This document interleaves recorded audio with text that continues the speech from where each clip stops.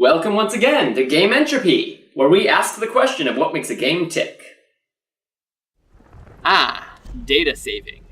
The ability to save your progress and pick up to some capacity from where you left off has become one of the features we most readily take for granted.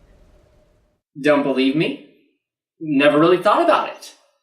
Let's just look back at how we used to have to do things. Now that's nostalgic. 24-character passwords where your terrible penmanship can lose hours of work. Mixing up lowercase l's and your uppercase i's, crossing your little o's with your zeros and your big O's. Big O! Not like that. The point being, it used to be that either we couldn't save our progress at all, or that the methods and techniques we could employ were pretty unreliable.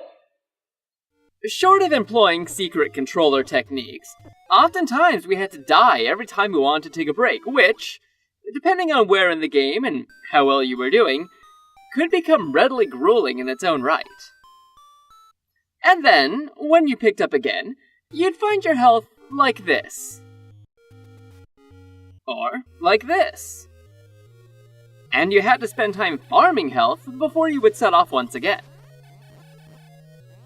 So, yeah, games today can be pretty good to the player, since saving implementation is universally handled better, with the player's experience kept under greater consideration than it once was. Maybe a little more than it should be.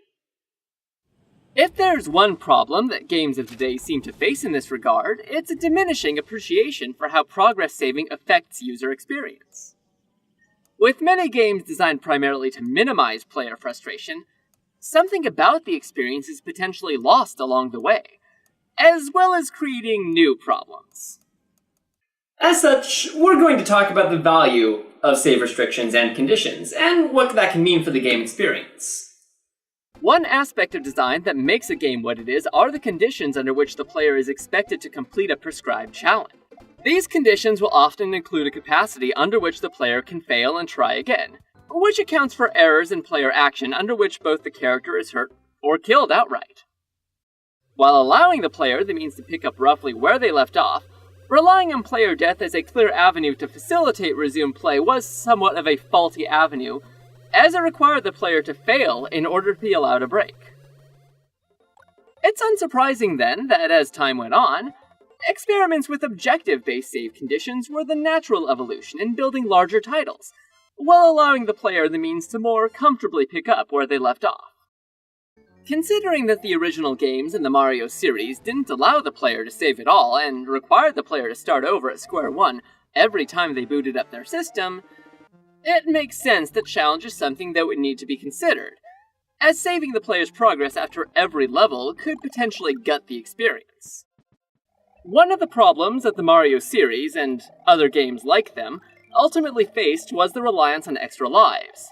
This was a device that originally functioned in part because of the absence of a viable save system, and has become less relevant as time went on.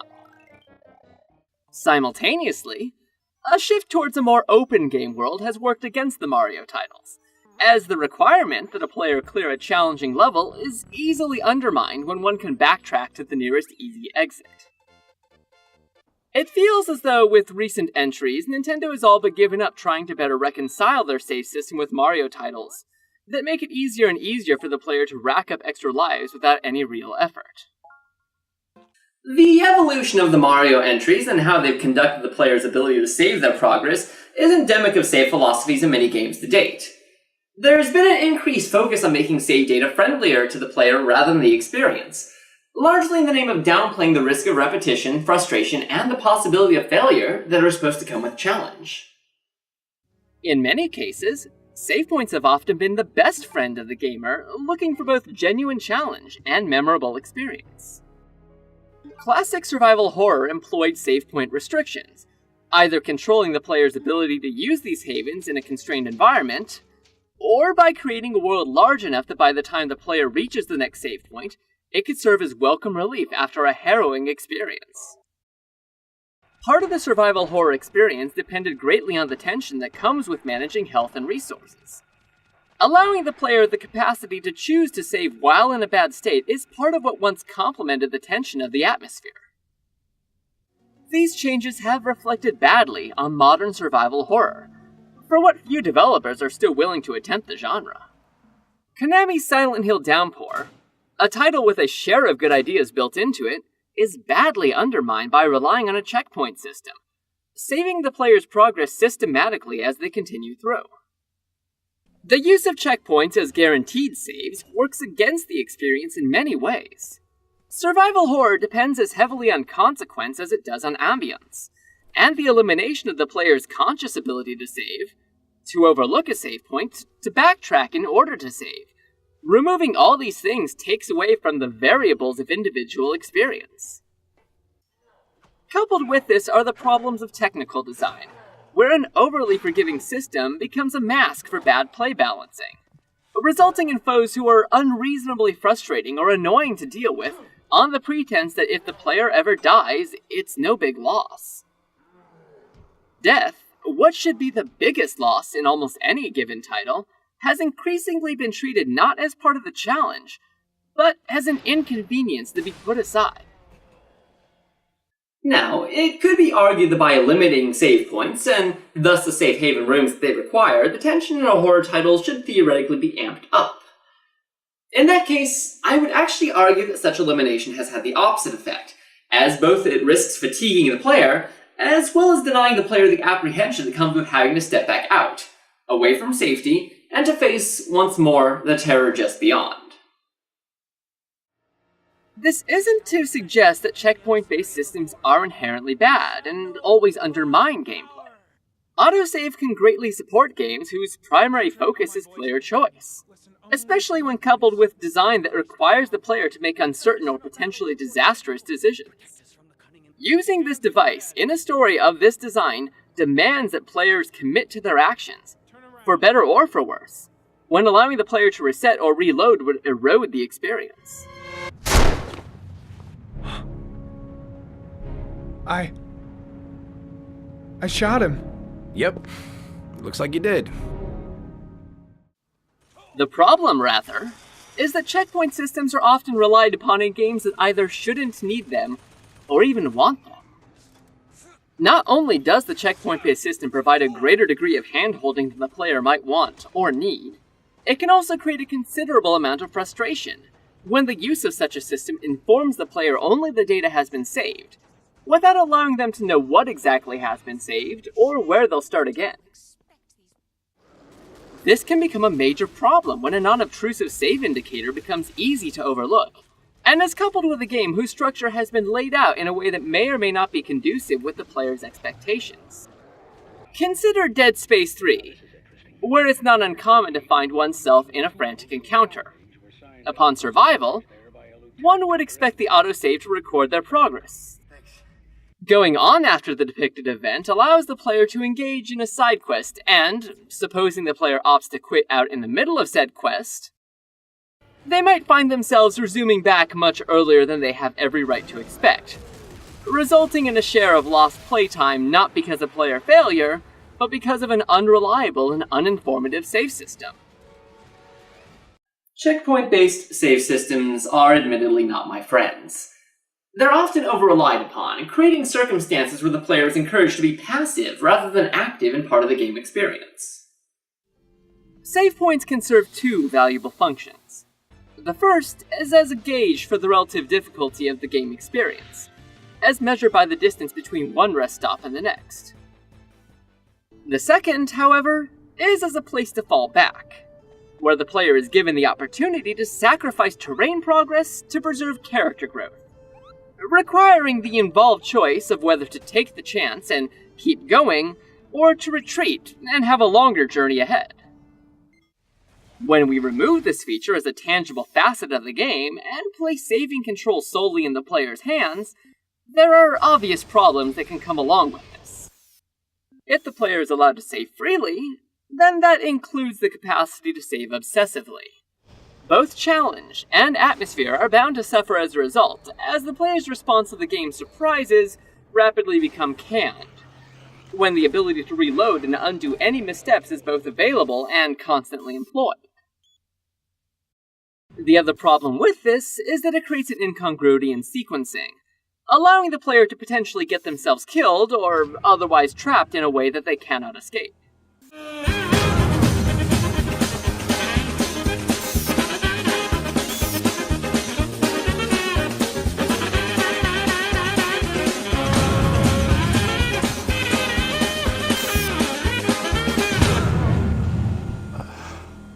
Much like the maligned checkpoint-based save system, this is not to suggest that a save anywhere feature doesn't have its place or can't fit within certain game environments.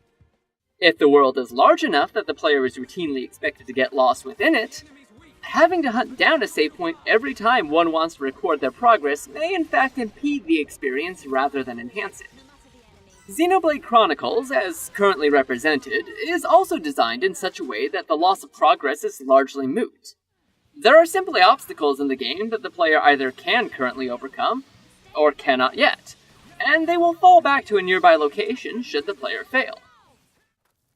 Other titles may not be so necessarily forgiving should the player fail, but nonetheless function better for the same reasons as mentioned above. In an open-world setting, where the player is not beholden to follow actions in any particular order, and the focus is more present in the environment than the objectives, restricting player save options would only hurt the experience. In yet other cases, allowing the player to save anywhere, but restricting the conditions under which they return to the game can be an agreeable compromise. Many of Nintendo's Legend of Zelda entries record player progress, including items acquired, puzzles solved, doors open, and so forth.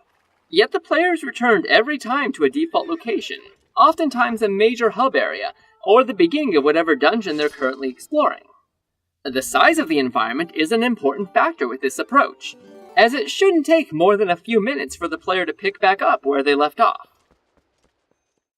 The idea a share of modern titles seems to be going towards is that saving data should be innocuous, so as not to distract from the experience. The real problem with this approach is that by taking assurance away from the player as to what exactly has been saved, is that quitting the game when one needs to becomes more distressing, not less so. The new Tomb Raider made an excellent approach with this, employing an autosave for the majority of the game experience, but using campsite locations as a guaranteed save point the player can rely on.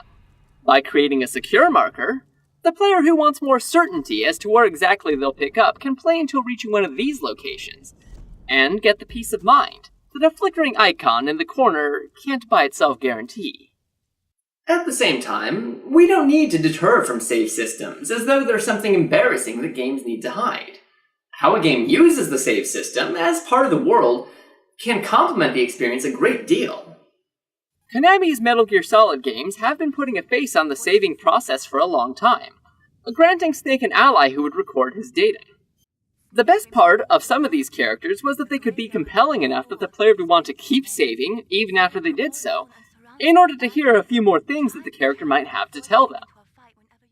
Capcom's Dead Rising attempted to employ a restrictive save system as the player was intended to wrestle against both the clock and the choices of which survivors they should save, as well as the leads of the story protagonist Frank West is pursuing. As implemented, the save system actually works extremely well for how the game was intended to play. The real problem, rather, is that it was undermined by placing the player in the company of stupid people, dragging the experience down and making the restrictive save system unfriendly for all the wrong reasons. Perhaps the cream of the crop for creative save experiences would be 2002's Eternal Darkness. Not for how the game saves, but how the game is willing to mess with the player in relation to the handling of save data.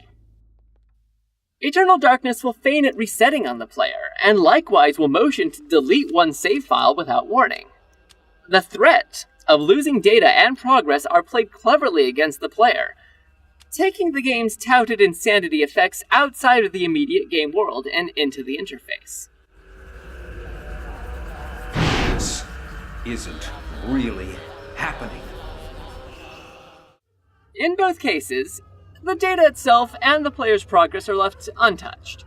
But the player's perception of save data and its handling is an important factor in the experience, one that would be undermined by a less obtrusive save system.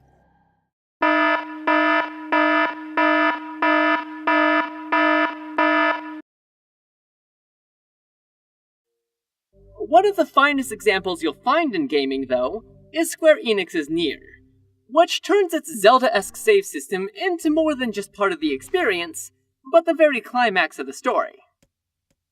Nier's true ending, after several playthroughs, comes about when the player is given a choice to give up their life, more, their very existence, in order to save the life of a close friend and ally.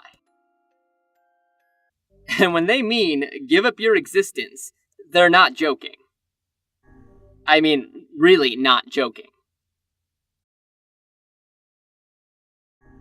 There's no embellishment over how much joking they're not. They're serious. Really serious. Not only does Nier delete your save file and ensure that you get to witness your accomplishments get systematically wiped,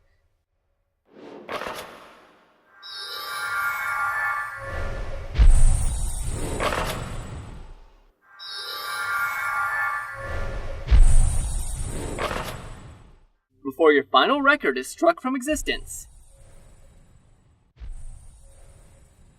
but the game will actively block your ability to start a new game over with the same name, even though everything else about who you once were has been destroyed. Rather than blithely using the most superficially convenient or innocuous save system, many games would be better served by the one that best complements the experience, even if player convenience is sacrificed a little for the sake of it. Alright, folks, that came out pretty well. 1 second. Here we go.